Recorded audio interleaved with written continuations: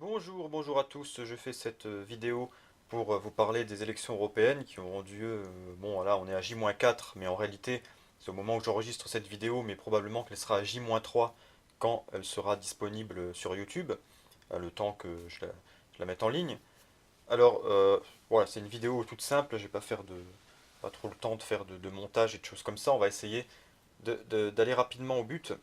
Je vais simplement parler, essayer d'aller le plus vite possible. C'est vrai que j'ai tendance à faire des vidéos un peu longues, je vais essayer de les faire les plus courtes possibles pour parler des élections européennes et surtout de la position que j'adopterai pour ces élections européennes après beaucoup de réflexions. C'est pour ça que je suis venu seulement à la fin. J'ai déjà fait, il y a un moment, il y a au moins un mois, une vidéo qui proposait des pronostics par rapport à ces élections européennes.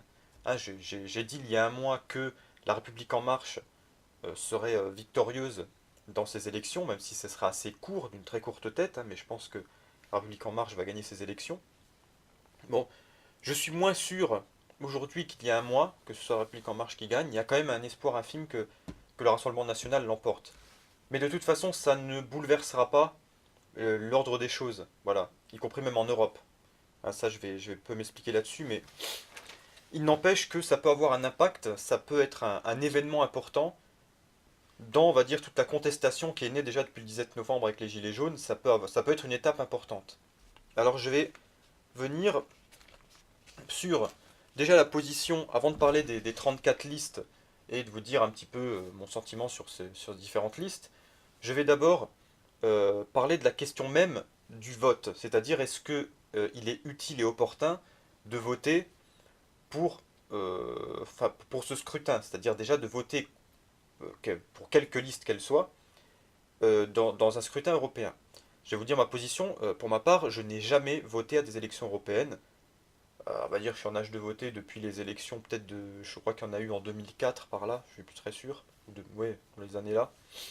Depuis, voilà, depuis cette époque-là, je n'ai jamais voté à aucune élection européenne.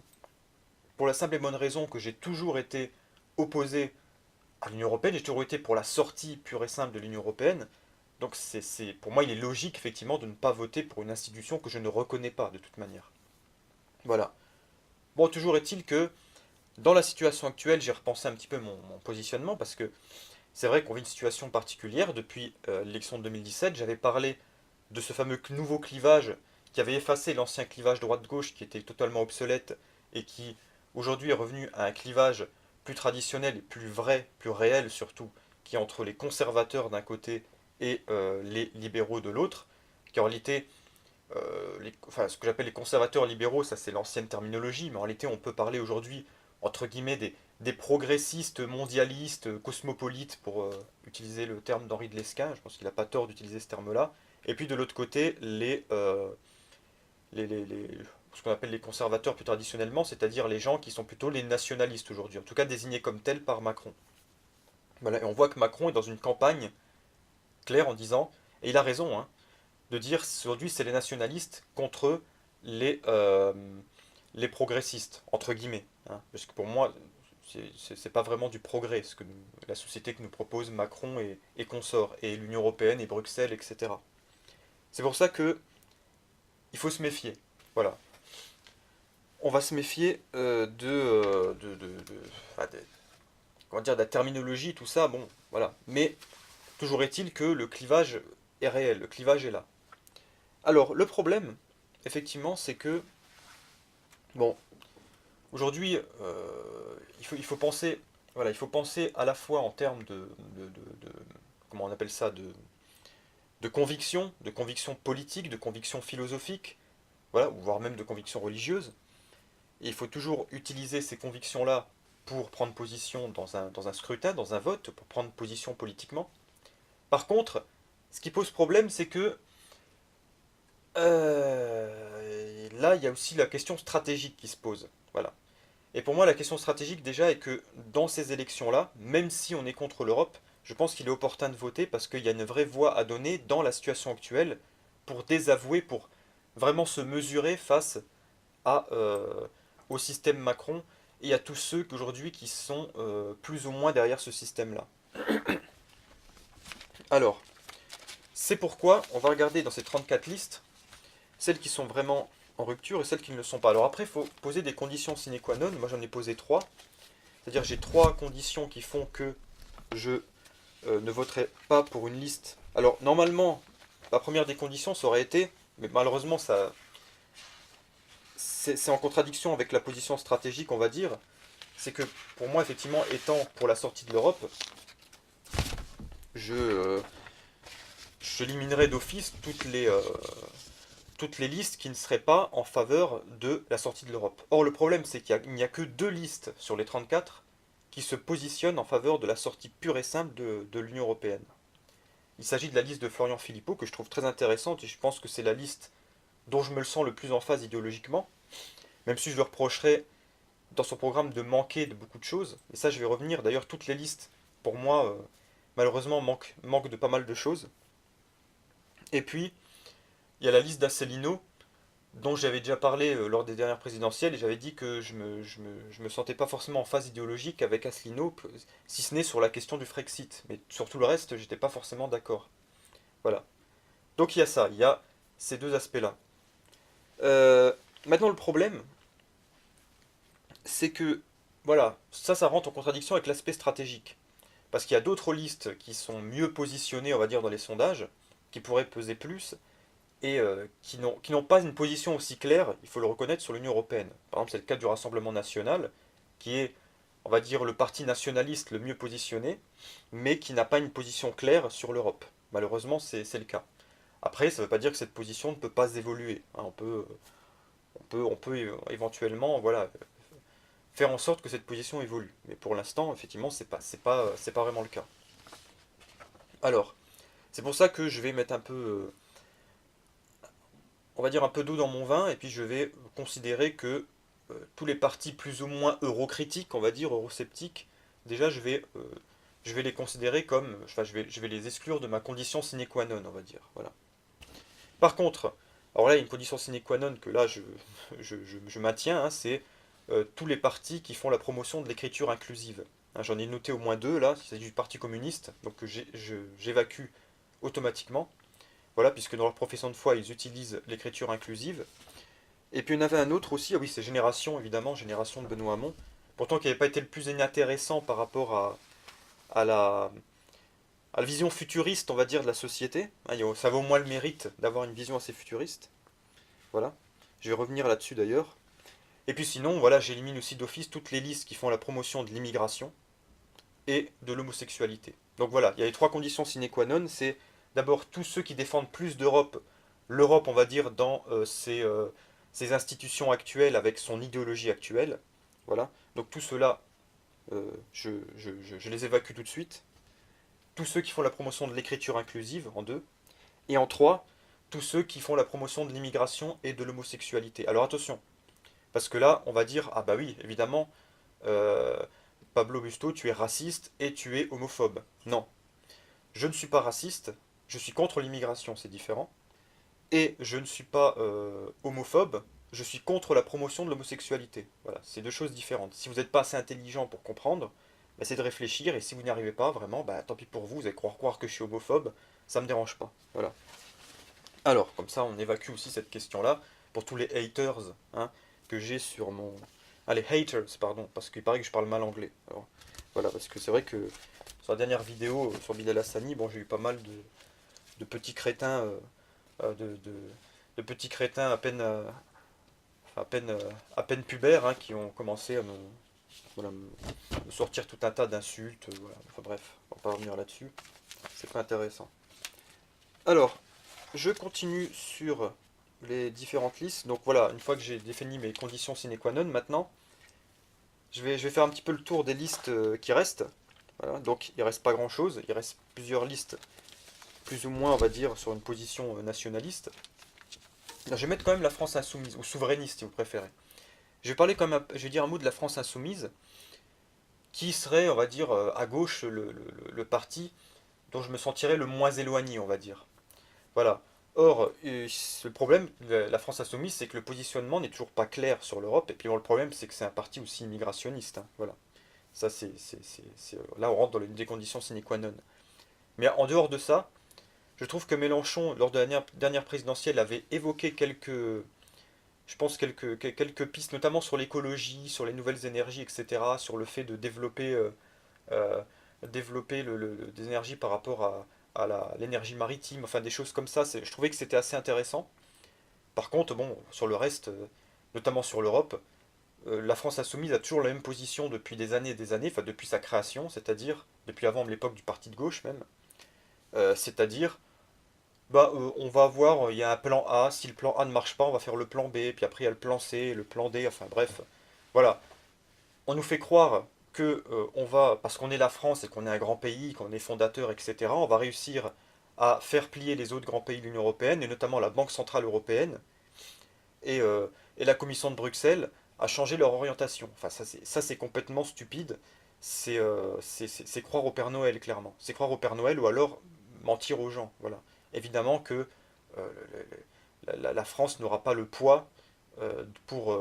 Surtout la France, avec la France insoumise à sa tête, n'aura pas le poids pour permettre une telle chose. Ça, c'est pas possible. Voilà. Donc non. Ça marche pas comme ça. Voilà. Donc ça, effectivement, c'est pas crédible du tout pour moi. Alors après, il reste d'autres listes. Alors là, je regarde. Bon, ça c'est en marche, ça on s'en fiche. Voilà.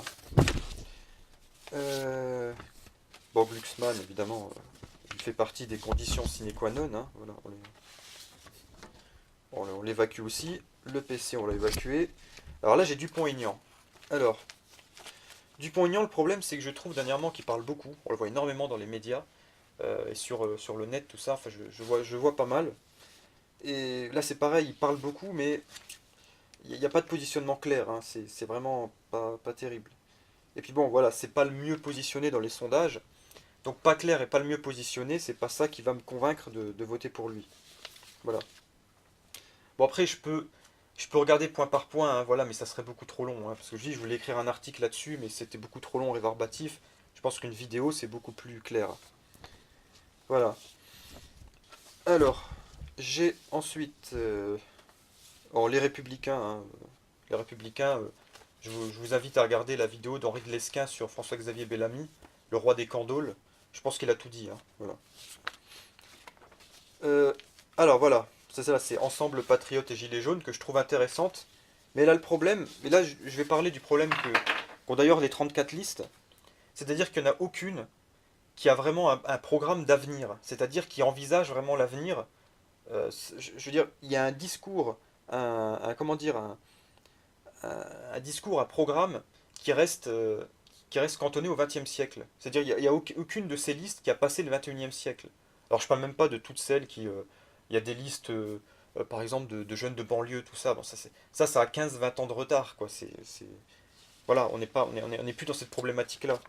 Non, la problématique c'est, et je regrette que les listes de gilets jaunes ne l'envisagent pas, la problématique c'est les nouvelles technologies, c'est essentiellement l'écologie, évidemment l'écologie de demain, euh, les nouvelles énergies, comment développer l'énergie renouvelable, comment faire face à la prochaine crise du pétrole, que ce soit à l'échelle française ou européenne. Ça n'est pas évoqué. Voilà, on parle de petites mesures sociales, etc. Alors évidemment, il faut des mesures sociales, mais c'est pas suffisant. On ne parle pas aussi de tout ce qu'il y a demain, tout ce qui est le transhumanisme, sans parler aussi du transgenderisme. Hein, voilà, ça aussi, c'est une problématique qui se pose. Euh, on sait très bien que demain, le président de la République a annoncé qu'il allait nous mettre en place en France la PMA, la GPA et aussi l'euthanasie. Là, notamment avec l'affaire Lambert, c'est tout à fait d'actualité. Et je pense que l'affaire Lambert est instrumentalisée dans ce but-là aujourd'hui. Euh, voilà, ça n'est évoqué par aucun des candidats et ça, je le regrette beaucoup. Voilà. Si, il y en a qui l'évoquent pour, pour effectivement pour ceux qui sont pour, mais pas pour ceux qui sont contre. Voilà. Et ça, je pense que ça manque cruellement. Voilà, c'est pour ça que je pense on n'est pas du tout dans les enjeux d'avenir. Il y a aucune, il y a aucune, il y a aucune des listes qui est vraiment visionnaire sur ce qui va venir. Et ça m'inquiète beaucoup. Il y a une pauvreté, je dirais, en matière d'anticipation, comment dire, voyez, de sentir un petit peu l'air qui est en train de venir. On ne retrouve pas ça. Hein, c'est assez dommage. On trouve, c'est pour ça que ça ne me donne pas vraiment envie de voter. Hein, mais bon, on va le faire quand même par principe. comme je vous l'ai dit. Alors Asselineau, hein, je vous l'ai dit, bon, voilà, le Frexit c'est intéressant. Le problème c'est le reste, qui, qui, qui, qui est un programme plutôt libéral, et moi effectivement je ne suis pas libéral, hein, voilà, c'est pas la position chez Camino Sereno, c'est pas ce qu'on défend. Alors j'en viens à Jordan Bardella, et là je vais dire quand même pas mal de choses là-dessus. Alors, le Rassemblement national, comme j'ai dit, j'avais été très déçu par Marine Le Pen lors des dernières élections présidentielles, j'avais appelé à voter pour elle uniquement pour faire barrage à Macron, parce que déjà, bon, j'avais pas été déçu tant que ça, parce que déjà, j'étais pas forcément emballé par le Front National, parce qu'il est devenu depuis quelques années, qui pour moi est un parti qui n'est pas clair déjà sur l'Europe, qui n'est pas, comment dire, enfin, qui de plus en plus, je dirais, euh, on va dire islamophobe, en tout cas qui est dans une dérive islamophobe, sioniste, vous voyez, qui est plutôt voilà, qui est en train de se rapprocher de ce qu'on appelle cette nouvelle droite, qui est en train de se mettre en place, de se reconstituer, cette droite nationale sioniste, qui est plutôt tournée vers Israël, et qui effectivement essaye de défendre de plus en plus la question de l'islamophobie. Voilà. Et moi, c'est pas du tout ma position. Malheureusement, au Rassemblement National, il y a beaucoup de gens comme ça, sans compter effectivement une espèce de lobby gay qui a pris position de ce parti et qui est aussi assez influent. Mais au milieu de tout ça, il y a une bonne surprise qui est Jordan Bardella. Alors, Jordan Bardella, c'est un jeune homme de 23 ans, et moi c'est vrai que j'ai tendance à me méfier plutôt des jeunes en politique. Je vais vous dire pourquoi, parce que bon, j'ai moi-même été un jeune en politique, et, j'ai toujours pensé instinctivement que c'était stupide de faire des organisations de jeunesse dans les partis politiques. Pourquoi? Parce que les jeunes ne peuvent pas euh, déjà, je pense qu'on devrait interdire aux jeunes de moins de 30 ans de s'engager en politique. Parce que un jeune homme de moins de 30 ans n'est pas formé, n'est pas suffisamment, n'a pas suffisamment de recul sur la vie pour pouvoir comment dire, avoir un positionnement clair, pour pouvoir avoir oui, comment dire, un engagement, surtout un engagement bien construit, bien défini et surtout définitif. Ce qui fait qu'après, à un certain âge, ils finissent par partir, changer de parti, ils passent pour des traîtres. Mais c'est simplement parce qu'ils se sont rendus compte qu'ils n'étaient pas en phase avec leur véritable manière de penser. Voilà, parce qu'après on prend du recul, on a une expérience de vie qui nous fait dire, bah, finalement, c'était pas, voilà, c'était pas. Et ce qui est encore plus, enfin, non, je m'explique, je me suis trompé. Je voulais pas dire que les jeunes ne devraient pas pouvoir s'engager dans des partis. Ils peuvent s'engager, ils peuvent militer dans des partis. Ce que je veux dire, c'est qu'ils ne devraient pas avoir de fonction représentative dans les partis. Ils ne devraient pas être porte-parole. Simplement parce que ils ne sont pas encore suffisamment formés pour cela. Hein, la formation politique, c'est quelque chose de long. C'est quelque chose pour avoir une vraie structuration politique. C'est pas, voilà, ça se fait pas comme ça. Mais il y a des exceptions qui confirment la règle, et Jordan Bardella, en l'occurrence, est une exception qui confirme la règle. Euh, on voit qu'il est bien formé, bien structuré, son discours est bien structuré, son discours est cohérent, il est assez balèze quand il parle dans les médias, etc. Donc pour moi, c'est une bonne surprise. Et puis surtout, bon, ça passe bien chez lui parce il a une chance, c'est qu'il a un certain charisme dû au fait qu'il est grand. J'ai pu le voir à la télé, vous pouvez remarquer, il est particulièrement grand. Et ça, c'est ça qui fait qu'un jeune, parfois, peut avoir une certaine prestance, simplement parce qu'il a une grande taille. Voilà, et ça fait beaucoup de choses. Et c'est vrai qu'on voit souvent que les meilleurs... c'est pour ça d'ailleurs que souvent les hommes politiques qui percent bien et qui commencent tout jeunes déjà à se faire repérer sont des grands, vous voyez. Parce que les petits, bah regardez, prenez Sarkozy par exemple, Sarkozy, je sais pas, vous avez peut-être déjà vu les images de lui quand il était jeune. Euh, jamais les mecs à l'époque c'était pas le RPR encore, il y avait encore un truc avant le RPR, enfin bref, même à l'époque du RPR, je pense qu'il était encore assez jeune, il aurait jamais mis en avant ce mec-là. Déjà parce qu'il était petit et qu'en plus il avait une tête vraiment, il, fait- il avait aucun charisme quoi quand il était gamin à Sarkozy. Ah, c'est seulement après quand il a pris de l'âge qu'on a commencé à le mettre en avant, parce qu'à l'époque c'était comme ça, on ne mettait pas des jeunes en avant comme ça. Voilà, et ça a commencé notamment avec les partis de gauche, avec les socialistes. Ah, je me souviens par exemple d'un Razi Hamadi ou de Najat Belkacem, qui quand c'était des jeunes personnalités politiques, n'avaient aucun charisme. Voilà, c'est après qu'ils ont commencé à avoir plus de voilà, à passer mieux, on va dire. Je veux dire, le fait de mettre en avant un jeune, ça dessert le parti plus qu'autre chose. Voilà. Alors, contrairement à ce qu'on peut croire. Voilà. Par contre, effectivement, quand on a un jeune comme ça qui a la chance d'être grand, bah, tout de suite ça confère un certain charisme. Et c'est ça, je pense, qui fait que ça marche chez Jordan Bardella, c'est il est bon, non seulement il est bon, mais en plus il est grand. Voilà, et c'est ces deux facteurs-là qui font qu'il passe bien. Donc voilà, je pense que c'est pour ça que ça vaut peut-être le coup de voter pour le Rassemblement national. Pas seulement parce que Jordan Bardella semble être un type bien, mais surtout parce que ça peut, euh, ça peut être une étape intéressante dans la contestation actuelle, dans le mouvement des Gilets jaunes et dans le large mouvement, on va dire, non seulement anti-Macron, mais surtout anti-système oligarchique que Macron ne fait qu'incarner de manière, on va dire, euh, euh, enfin petite échelle, on va dire, hein, petite échelle de la France. Voilà. Donc ça peut être un pied de nez intéressant. Et puis surtout, ça nous permet de nous inscrire dans un mouvement global, un mouvement international, de retour au nationalisme, certains appellent le populisme, voilà, ce qui n'est pas inintéressant comme terme, parce qu'il y a une dimension sociale dedans qui n'est pas neutre, et dans lesquelles les gilets jaunes peuvent se retrouver. Voilà. Et je pense que c'est vers là qu'il faut aller. Alors je sais pas si j'ai été suffisamment clair, hein, là j'ai pas préparé hein, cette vidéo, je l'improvise un petit peu, hein, mais c'est pour essayer d'expliquer ma position là-dessus. Voilà, alors après il y a d'autres listes, alors j'avais préparé, d'ailleurs j'avais une liste là, mais je la retrouve plus, ça c'est pas grave. Je vais essayer de faire un petit peu de tête, il y a d'autres listes hein, donc je pourrais évoquer, hein, il y a par exemple la liste de Renaud Camus, la ligne claire, dans laquelle je ne me retrouve pas, simplement pour la simple et bonne raison que sur la question du grand remplacement, et là j'ai commencé à écrire un article là-dessus, il faudra que je mette en ligne sur mon site Camino Sereno, euh, le grand remplacement est une menace réelle, mais n'est peut-être pas au niveau auquel on le met aujourd'hui. Et ça, je peux le montrer statistiquement, hein. Je pense qu'on exagère un petit peu avec cette question-là. Mais c'est une menace réelle. C'est un vrai projet qui date d'il y a longtemps, etc. Ça, je ne le nie pas. Voilà, bon, ça c'est une chose. Et puis, il y a aussi le fait que Renaud Camus, c'est sa liste, la ligne claire, hein, voilà, ne souhaite absolument pas sortir de l'Union Européenne. Il le dit clairement, hein. Donc ça c'est bon. Voilà, déjà quand il y a un positionnement clair contre l'Union Européenne, ça fait partie des conditions, voilà. Voilà, j'évacue hein, déjà.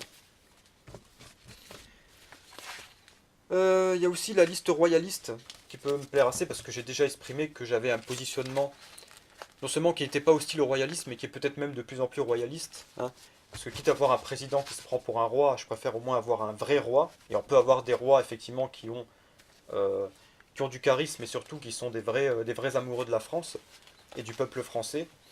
Voilà, je pense que ça peut être plus intéressant. Bon, le problème effectivement, c'est que voilà, les idées royalistes malheureusement n'auront pas suffisamment d'écho pour pouvoir faire quelque chose. Voilà. Après, il y a d'autres listes gilets jaunes aussi. Mais voilà, le problème, c'est que c'est toujours la même chose, point de vue stratégique, c'est pas intéressant. Voilà. Donc toutes ces petites listes, effectivement, il y en a pas mal qui sont intéressantes. Je m'excuse, j'oublie peut-être des listes qui seraient intéressantes d'évoquer, mais voilà, je pense pas qu'elles peuvent apporter quelque chose de. Mais la plupart des petites listes sont des listes en réalité plutôt pro-Europe, qui en vérité pourraient très bien se diluer dans la République en marche, hein. Voilà, je vois pas vraiment à quoi elles servent. Voilà. Mais bon. Bon après, il y a toutes les listes, les petites listes écologiques. Voilà, c'est intéressant. Alors pour moi, la seule liste écologique intéressante et qui du coup, là je fais un petit bémol par rapport à ce que j'ai dit tout à l'heure, j'ai dit qu'il n'y avait aucune liste qui vraiment s'inscrivait dans l'avenir. Il y en a quand même une écologique qui pour moi a une vision d'avenir, enfin a le mérite en tout cas de mettre sur la table un sujet intéressant qui est le sujet de la décroissance. Effectivement, le parti des décroissants euh, a au moins le mérite de poser une question intéressante qui est la question de l'avenir de la planète, du capitalisme. Voilà, c'est un vrai sujet. Voilà, même qu'on soit d'accord ou pas d'accord avec la question de la décroissance, mais je pense que c'est un vrai sujet. Il pose les vraies questions. Et ça, c'est intéressant. Ça donne envie de s'intéresser effectivement à ce qu'ils font. Voilà. Et c'est vrai que, bon, quelque part, moi je suis un petit peu décroissant, même si après, je me retrouverai peut-être pas forcément dans leur programme, je connais pas leur programme dans le détail, mais c'est pas inintéressant comme sujet. Voilà.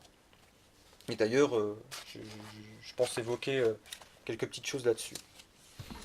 Bon, je pense qu'on a fait un petit peu le tour de la question, donc vous avez compris mon positionnement. Moi, bon, je vais pas inciter, je vais pas appeler à faire telle ou telle chose, mais je vous invite simplement plutôt. Voilà, je vous appelle pas, c'est pas une injonction. Voilà, c'est pas même pas un appel, c'est simplement une invitation à faire comme moi, à mettre un bulletin Rassemblement National simplement pour signifier à Macron, vous saisir de cette élection européenne qui de toute façon ne va rien changer dans votre quotidien. Euh, Bruxelles n'est pas réformable, voilà, je vous le dis clairement.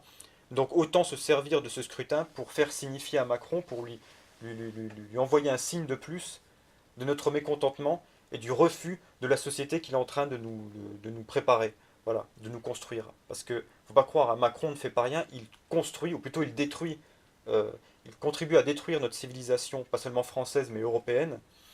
Et, euh, et je pense qu'aujourd'hui, il faut lui donner un signe clair de la population pour lui dire stop. Voilà, stop à cette destruction.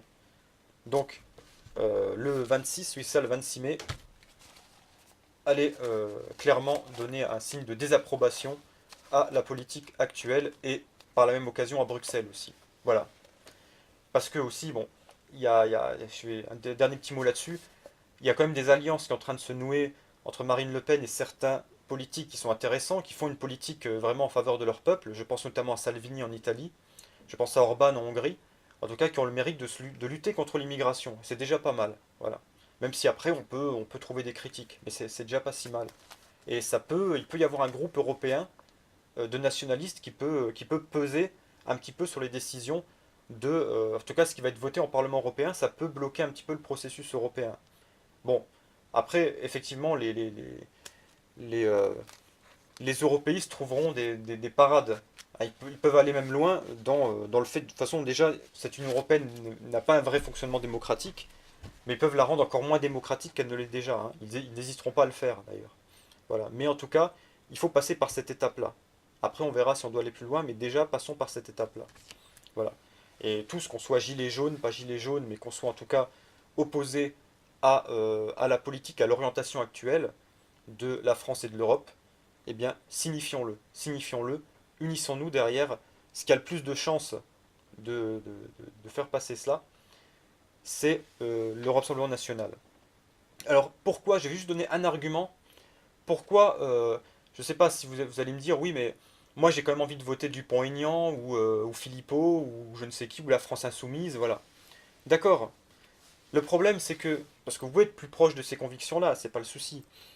Mais le problème c'est que si on vote pas Rassemblement National, c'est-à-dire que si le Rassemblement National fait par exemple 21% et que la République En Marche passe devant à 22%, mais le problème c'est que vous allez avoir tout un tas de gens qui vont se démobiliser en disant ah bah ces connards de Français finalement ils sont contents avec Macron.